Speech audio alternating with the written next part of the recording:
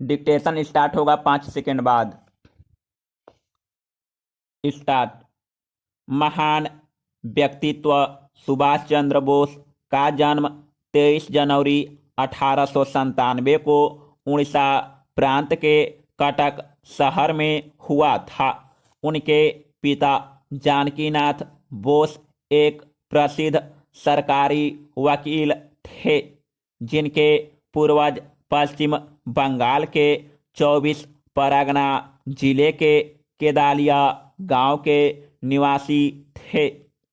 सुभाष चंद्र बोस की प्रारंभिक शिक्षा कटक में ही हुई थी। आगे की शिक्षा के लिए उन्होंने कलकत्ता के प्रेसिडेंसी कॉलेज में प्रवेश लिया। उनके पिता चाहते थे कि बोस प्रशासनिक अधिकारी बने। अपने पिता के इस स्वप्न को साकार करने के उद्देश्य से कलकत्ता विश्वविद्यालय से बीए करने के बाद वे इंग्लैंड चले गए और वर्ष 1920 में भारतीय सिविल सर्विस की परीक्षा में चौथा स्थान प्राप्त किया। उस समय आईसीएस की परीक्षा पास करना आसान नहीं था। इस महत्वपूर्ण उपलब्धि को प्राप्त करने के बाद भी उन्हें अंग्रेजों के अधीन कार्य करना स्वीकार नहीं था। अंततः उन्होंने यह नौकरी करने से इनकार कर दिया और देश के स्वतंत्रता संग्राम में कूद गए। पैरा। अंग्रेजों के विरुद्ध अपने संघर्ष की शुरुआत करते हुए सुभाष चंद्र बोस देशबंधु चित्तरंजन दास के सहयोगी बन गए। प्रिंस ऑफ वेल्स के स्वागत के बहिष्कार में उन्हें प्रथम बार गिरफ्तार कर 6 माह की सजा दी गई। वर्ष 1924 में जब देशबंधु कलकत्ता के मेयर बने, तब सुभाष चंद्र को उन्होंने चीफ एग्जीक्यूटिव ऑफिसर बनाया। उन्हें स्वतंत्रता उन्मुखी कार्यक्रमों एवं क्रियाकलापों से भयभीत होकर सरकार ने उन्हें उसी वर्ष गिरफ्तार कर जेल भेज दिया, पर वह उन्हें अधिक समय तक कैद नहीं रख सकी और 15 मई 1927 को उन्हें रिहा कर दिया गया। पैरा। इस समय तक वे देश के प्रखर नेता बन चुके थे और उनकी प्रसिद्धि देश की सीमा को लांघकर जर्मनी, जापान, अमेरिका, सोवियत रूस जैसे देशों तक पहुंच चुकी थी। 26 जनवरी 1930 को कलकत्ता के मेयर पद पर रहते हुए नेताजी ने आज़ादी के दिन की घोषणा के साथ विशाल जुलूस निकाला, जिसके कारण उन्हें फिर गिरफ्तार कर असहनीय यातनाएं दी गई।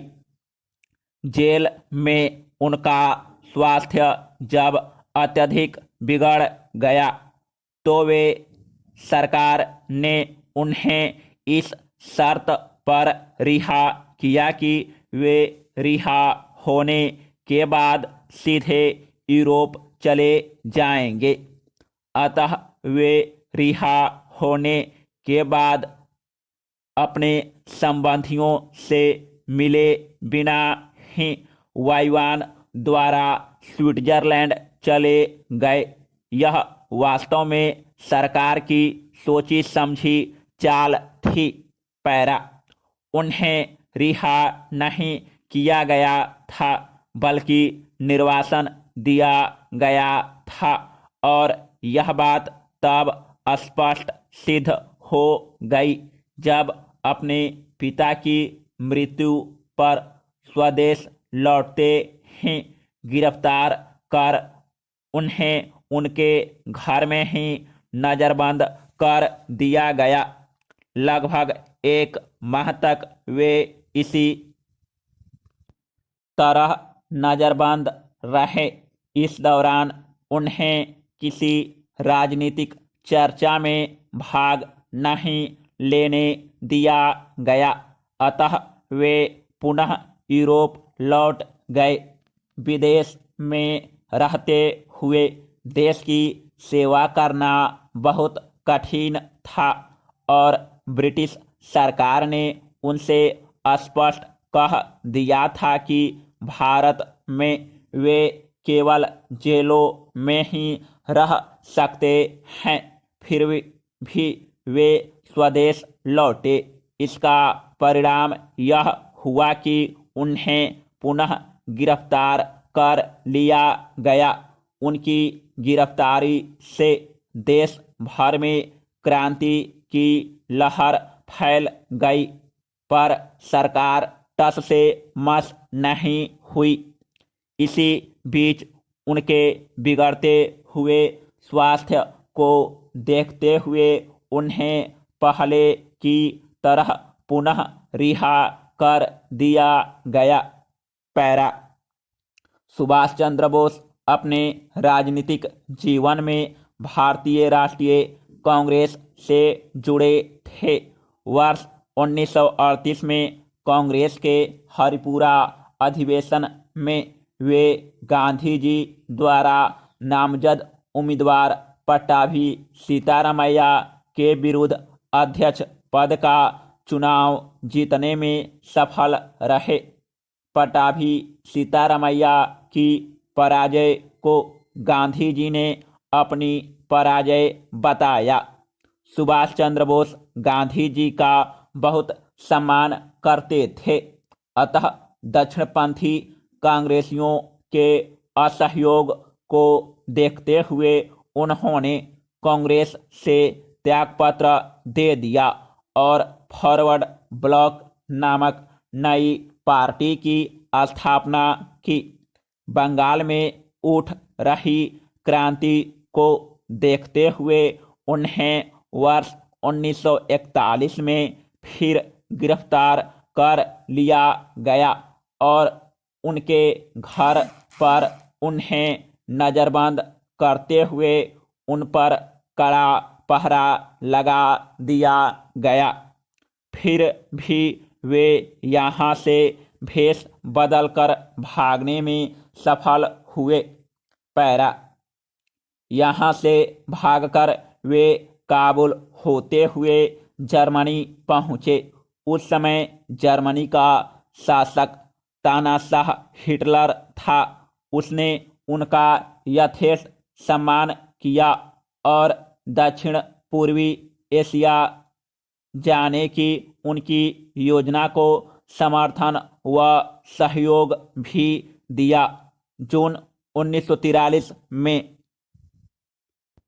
सुभाष चंद्र जापान चले गए। वहाँ से फिर वे सिंगापुर के लिए रवाना हुए। वहाँ उसी वर्ष 4 जुलाई को रासबिहारी बोस ने उन्हें आज़ाद हिंद फौज का सेनापति बना दिया। 21 अक्टूबर 1943 को अंततः सुभाष चंद्र बोस ने सिंगापुर में ही आज़ाद भारत की अस्थायी सरकार की घोषणा कर दी। जापान, इटली, चीन, जर्मनी, फिलीपींस, कोरिया, मांचुको और आयरलैंड देशों की सरकारों ने उनकी सरकार को मान्यता दी। बाद में उन्होंने बर्मा में रंगून को अपनी अस्थायी सरकार की राजधानी बनाया और अंडमान निकोबार द्वीप को जीतकर वहां अनुशासित एवं व्यवस्थापूर्ण ढंग से आज़ाद हिंद सरकार का कार्य चलाने लगे। पैरा 6 जुलाई 1944 को उन्होंने रंगून रेडियो स्टेशन से महात्मा गांधी के नाम एक प्रसारण जारी किया, जिसमें उन्होंने गांधी जी को राष्ट्रपिता कहकर संबोधित किया और युद्ध में विजय के लिए आशीर्वाद और शुभकामनाएं मांगी।